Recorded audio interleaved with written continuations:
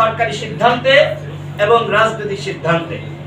আর এই জন্য আমরা বলেছি প্রধান উপদেষ্টাকে অবশ্যই ঈদের পরে জাতীয় সংলাপ ডেকে আওয়ামী লীগকে নিষিদ্ধ করতে হবে।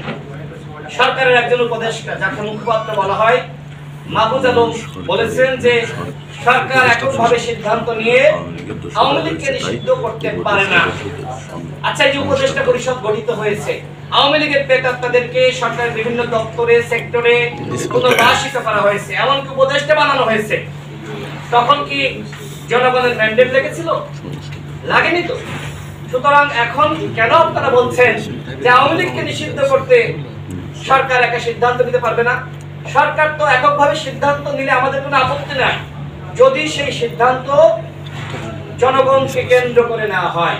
আমাদের স্পষ্ট দাবি হলো আওয়ামী লীগকে অবশ্যই নিষিদ্ধ করতে হবে। এর বিকল্প কোনো কিছু আমরা মেনে নিব না। আমাদের কথা স্পষ্ট, সেটি হলো রাষ্ট্র সংস্কার এবং গণহত্যার বিচারে 1 নম্বর উপাদান হলো আওয়ামী লীগকে নিষিদ্ধ করা। আমি আবারও রিপিট করছি, আমাদের কথা স্পষ্ট, সেটি হলো রাষ্ট্র সংস্কার এবং গণহত্যার বিচারের 1 নম্বর দাবি হলো আওয়ামী লীগকে নিষিদ্ধ করা। সবার আগে আওয়ামী লীগকে নিষিদ্ধ করুন, এরপরে আপনারা কি কি রাষ্ট্র সংস্কার করবেন, গণহত্যার বিচার করবেন, সেটি নিয়ে আমরা পরবর্তীতে কথা বলবো।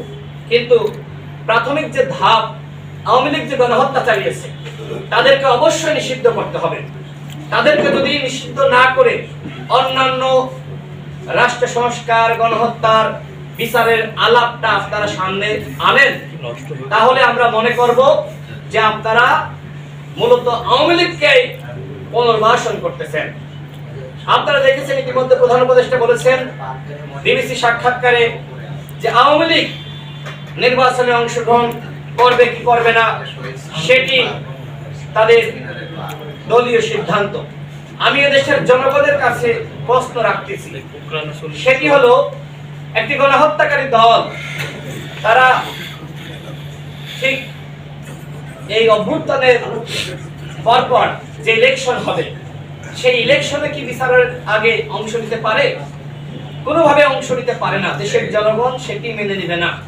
হ্যাঁ, আমরা একটি ইনক্লুসিভ নির্বাচন চাই, কিন্তু সেই অন্তর্ভুক্তিমূলক নির্বাচন মানে কি আওয়ামী লীগকে সাথে নিয়ে নির্বাচন? কোনোভাবেই না। আমরা মনে করি আগামী নির্বাচনে যারা ফ্যাসিবাদ বিরোধী শক্তি ছিল তারাই ইনক্লুসিভ শক্তি এবং তারাই একমাত্র নির্বাচনে অংশ নিতে পারবে। আগামী নির্বাচনে আওয়ামী লীগ কোনোভাবেই অংশগ্রহণ করতে পারবে না। যদি কেউ আওয়ামী লীগকে নির্বাচনে আনার পায়তারা করে, সেটি যদি স্বয়ং প্রধান উপদেষ্টা হন, অন্য কোনো উপদেষ্টা হন, তাহলে জনগণ এই সরকারের বিরুদ্ধে, সেই উপদেষ্টাদের বিরুদ্ধে আন্দোলন শুরু করবে। উপদেষ্টা মাহফুজ আলম বলেছেন যে আওয়ামী লীগকে নিষিদ্ধ করার জন্য বিদেশিদের ম্যান্ডেট লাগবে। কোন বিদেশিরা এসে আমার দেশে অভ্যুত্থান ঘটিয়ে দিয়ে গেছে? এদেশের জনগণ, এদেশের ছাত্ররা, এদেশের সাধারণ মানুষ, এদেশের রাজনৈতিক শক্তি, তারা আবাবিল পাখির ন্যায় রাজপথে নেমে এসে হাসিনার পতন ঘটিয়েছে। হাসিনার যে দেশটি হাসিনাকে ক্ষমতায় রেখেছিল, স্বয়ং ভারত হাসিনাকে ওই সময় ক্ষমতায় রাখতে পারেনি। ভারত একটি পরাশক্তি। সুতরাং এখন যদি আপনারা বলেন আমেরিকা, জাতিসংঘ, ইউরোপ, ভারত, চীন, পৃথিবীর কোন শক্তি আওয়ামী লীগের নিষিদ্ধ চায় না, আর আপনারা যদি সেখানে আপনারা কাবু হয়ে যান, তাহলে আপনাদেরকে বলবো ক্ষমতার চেয়ার ছেড়ে দেন।